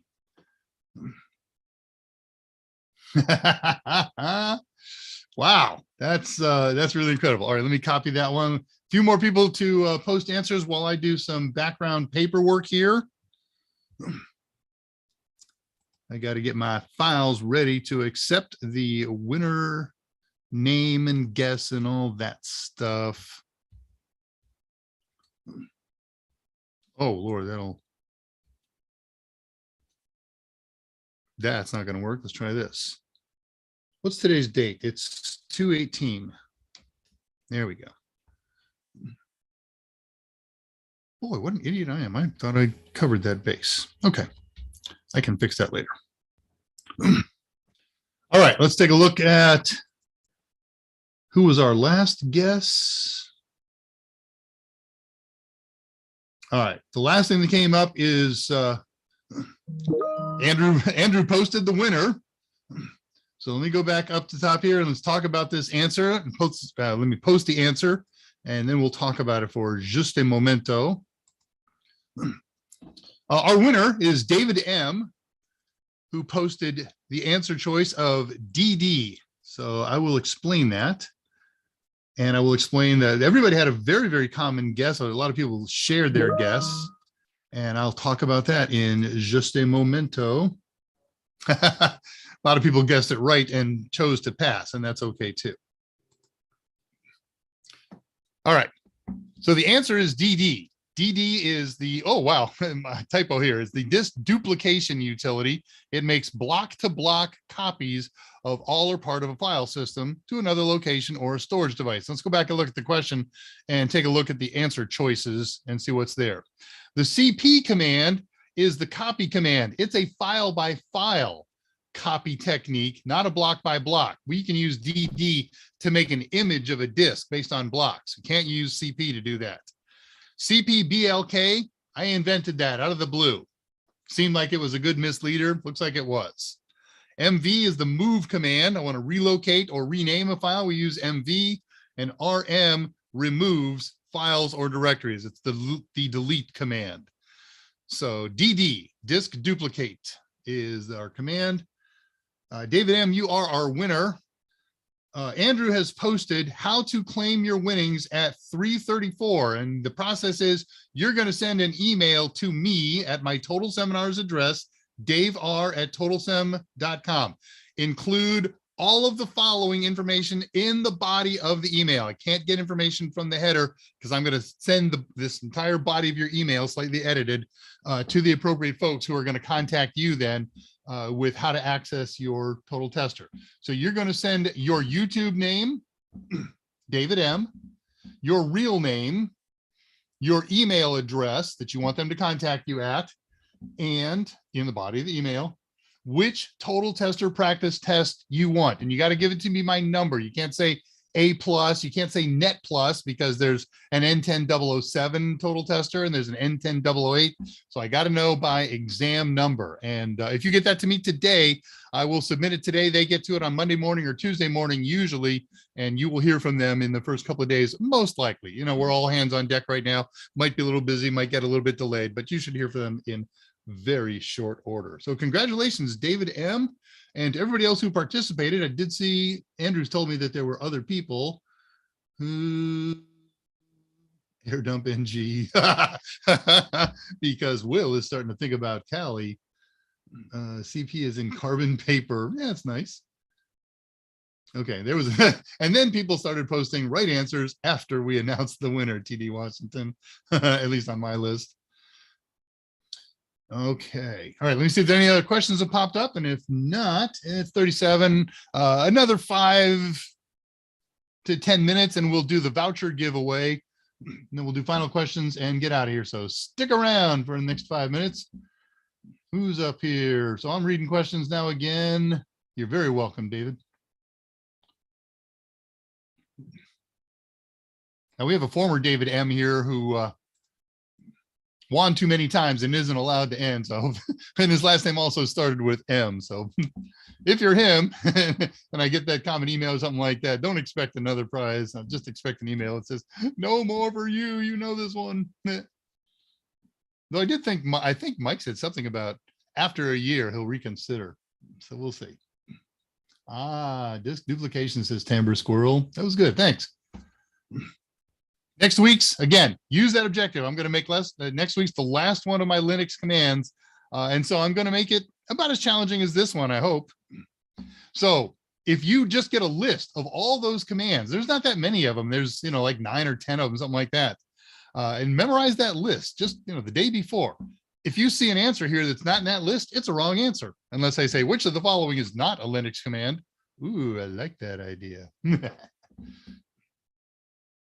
My first win. And David, you are eligible for the voucher contest after this. All right, caught up on questions. Let me see what else I had to talk about from my notes. It looks like notes. No, that's not notes. That's that. Let's get rid of that. Excuse me. My notes, my notes. I can do this. Never saw such a one-sided victory. Yeah, I put a little bit of thought into creating these questions. And when Mike likes them, and I know he likes this one, they wind up in the included in Total Tester. So I would expect to see this question at some point in your future, those of you who get the A+ Total Tester. By the way, if you don't have a particular Total Tester in mind, excuse me, just got something in my throat. Just go to totalsem.com and look at all the Total Tester products we have. There's like the cybersecurity analyst is in there. I think Linux Plus Total Tester is in there. I'm not 100%, but I think so. Yeah, it is. I use it to study from. What an idiot I am. All right, I'm looking for something here. There it is. There we go. Next week. Yeah, next week we're going to do one more Linux commands. Okay, and then starting in March, my questions are going to be for Total Tester. These are tougher. The ones for the voucher, completely random. Everybody's got a shot at it. No matter what you know or what you don't know, you'll be able to win a voucher with my contest because they're basically random number guessers.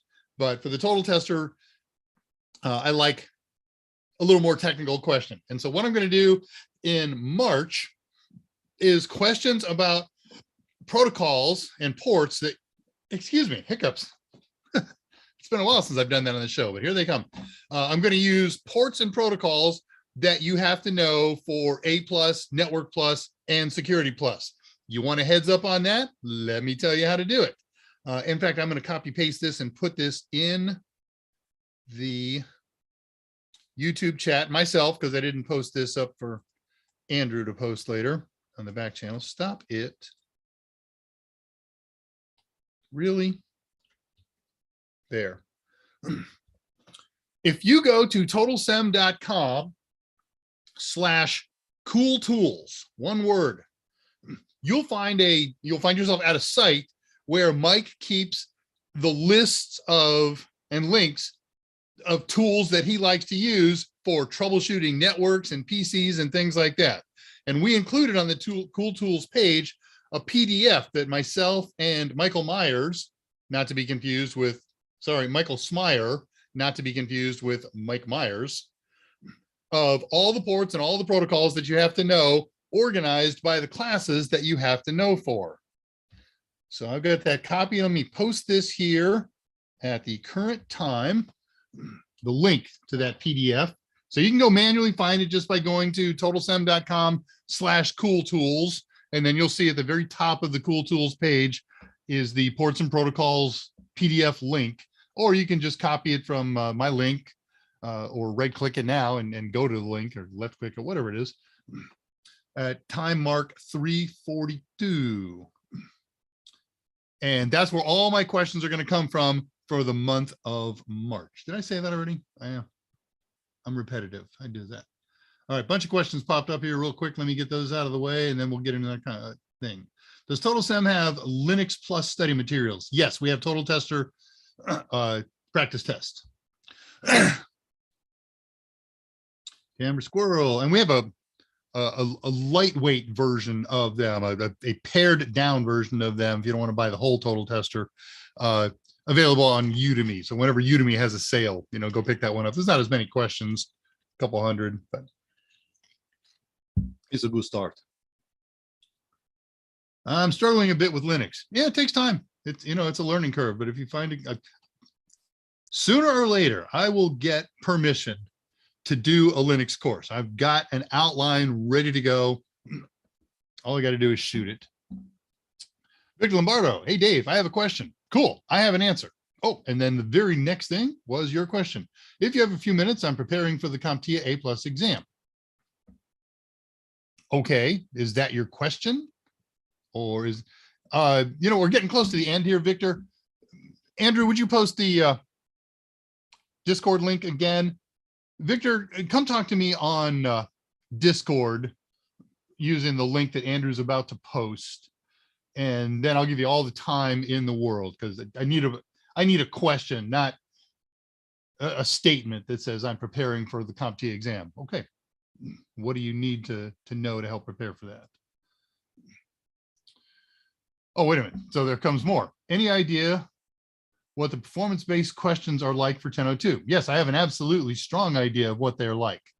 However, I've signed a non-disclosure agreement with CompTIA in 2 factors. One, because I've taken CompTIA exams, I'm not allowed to disclose or discuss anything that I've seen on the exam. And 2, because we're in the middle of writing an A+ book, we are totally non-disclosed on anything associated with A+. So no, I can't tell you what they are. Now, how can I help you anyways? We have a product called Total Sims. It's not a free product, but what we do is we have taken our vast collected knowledge from all of those of us in the education departments and in the book writing departments and whatever that we have remembered from taking tests, including PBQs, performance-based questions. And we have recreated to a degree that's legal, many, if not most of them. So if you were to take all of our practice, our sims, our total sims, available at totalsim.com, this message brought to you by Total Seminars, you will have a very good idea of what to expect. How's that?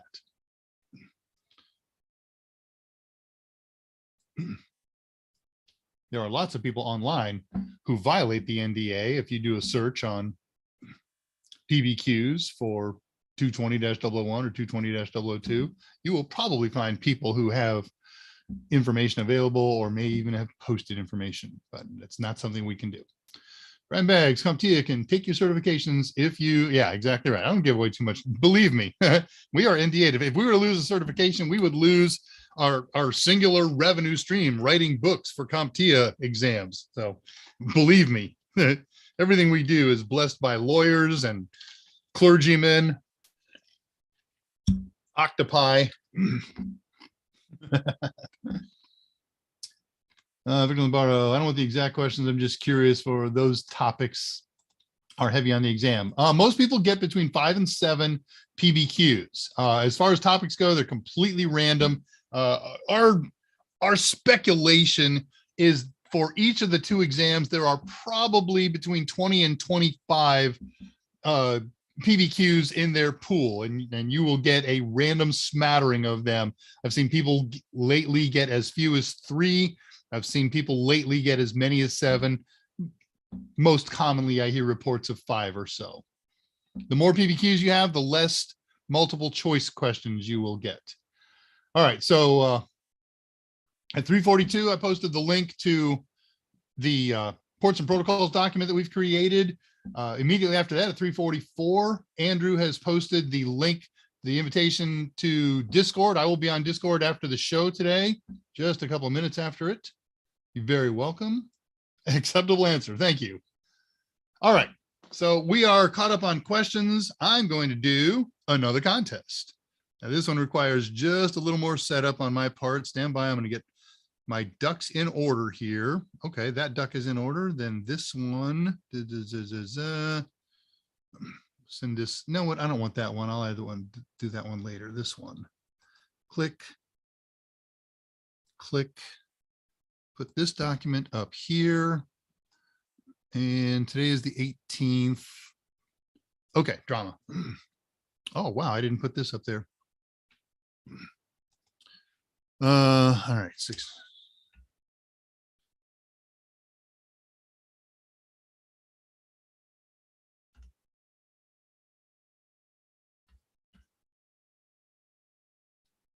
$14, $11, 35, 71, 18 blue. Okay. All right. I got my ducks in order. So let us talk about the rules of the CompTIA voucher giveaway. We are going to give away a voucher for a CompTIA exam. This voucher is good for any exam that CompTIA offers, except for CYSA Plus. It's good anywhere in the world that CompTIA exams are offered. This isn't coming from Total Seminars. We are the nice folks who distribute them on behalf of CompTIA. CompTIA came to us one day and said, would you guys like to give away vouchers? Why, yes, we would. Okay, you can give away 3 vouchers a week. Cool. So what's going to happen is you're going to send me some information that Andrew probably already has queued up how to send to me. I'm going to make sure that all the information in there is filled in. I don't check it for accuracy. I can't do that. And then I pass it on to Total Seminars. At which point, listen to me carefully, I have nothing further to do with it. If you don't get your voucher in 6 weeks and you write back and say, where's my voucher? I don't know. You may never get it. That's the way it happens sometimes. We don't pester them. We don't say what happened to Fred's voucher, because every time we pester them, you can just feel them putting on a chalk mark. Total Seminars called and bothered us again. Let's stop this program. So I do everything that I can to make it right. Okay, very good. Thank you, Andrew, in the back channel. So you win it. You do your part with me. I hand it off to CompTIA. And one of the things that's really important for you to start doing after you win is check that spam bucket in your email every day, because there have been lots of them, to my understanding, that have been lost to spam buckets. All right, get the idea. I am not going to do anything to help you get your missing one. Win again if it turns out you never got one or used it or whatever. All right, got everything here. So the contest, as ever and always, is going, at least always for now, is going to be a random number between this value and that value. How many people are here? 27. I'm going to let you have 3 guesses today. They cannot be on the same line. You got to post number guess, then in a moment, post another number guess, and then in a moment, post another number guess. Closest to, from the time that I start to the time that I say we're done, without going over, wins today. So here's the deal. The random number that I generated is between 5,000 and 8,000 inclusive. So give me a guess of a 4-digit number. You get 3 guesses, and closest to, without going over the number, will win today's CompTIA exam voucher. All right, let's watch answers get posted here. Andrew, I know you've got the back channel number. I say I know. I hope. All right, here comes numbers. And if you've won already, you won a voucher already, you probably can't win again.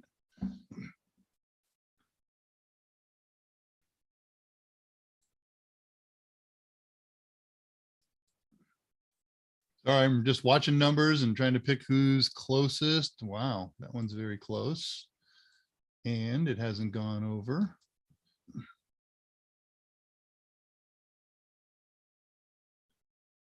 Are you closer? No, you're not. All right, we need some more guesses here. I got a, it looks like about a dozen or so guesses here. I got 20 people watching.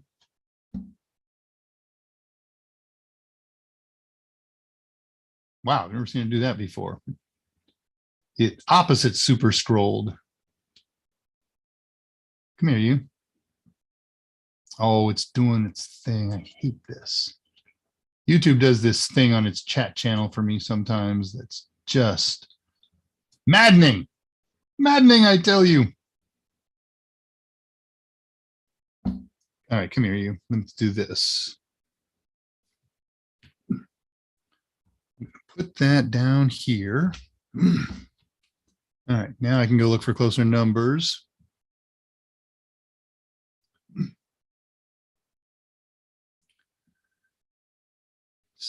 About 10 more seconds. If you haven't posted 3 guesses yet. Nice answer, Will Shaw. That's exactly what I have. Back channel.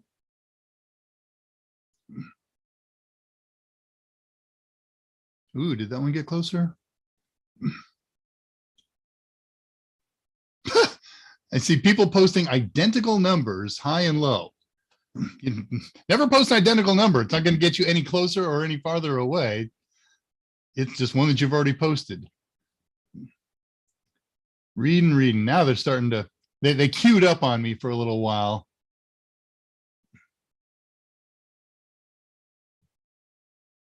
Reading, stand by. All right, let's close things off. Heavy D, I like guesses like that. Those are the kind of guesses I make. All right, we have a winner. And if I save this right now, I don't have to go do any more paperwork until after you guys have all gone home. So save that. Whoa, save, not delete. Dadgummit, I just deleted it. Stand by. I thought I hit cancel and I didn't. That's all right. I can get it. Stand by. Today is 6/18. How about this?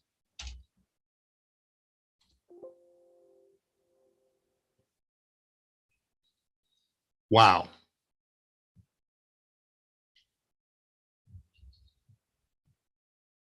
Hang on, I got a real technical problem here.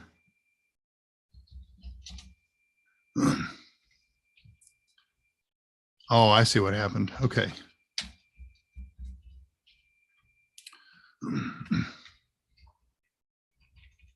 Almost done. Okay. It's saved and it's safe. Okay. The number that our random number generated is 6987.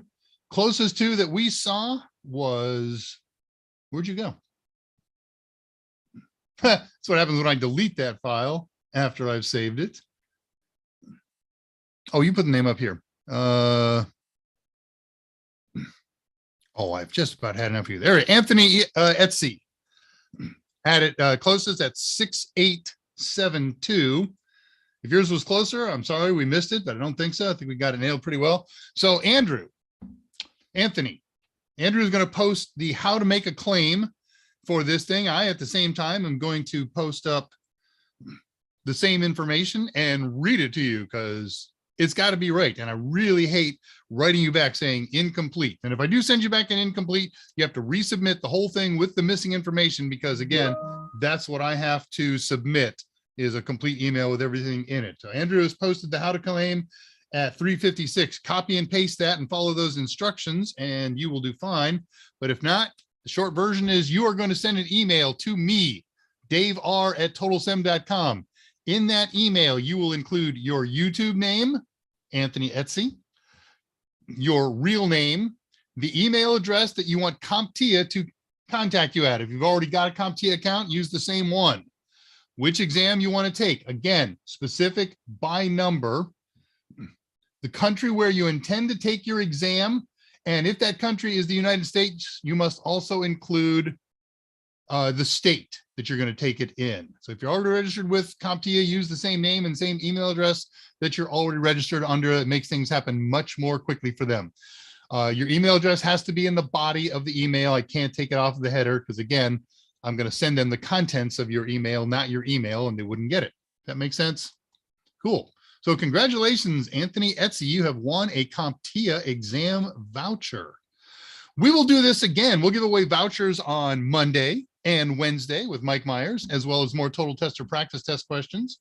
We will do it again on my show next week. We'll have a project. I won't drag things out so much. And we dragged it out absolutely brilliantly here. I got a minute and a half left in the show to get ready to shut it down. So loving that stuff. Any other new questions that have popped up along the way? Andrew, one more time for Discord, please. Andrew's going to post at 59 minutes past the hour, 1 minute till 4 o'clock my time. The Discord link. I'll be on Discord link in 5 to 10 minutes after the show. We got a lot of other people who are going to be there with cameras and microphones. Join us that way if you can, if you're interested. If not, just join us on text. We'd love to talk to you. Look around, see what kind of resources are available. There's lots of good stuff to help you get ready for CompTIA exams. Yeah.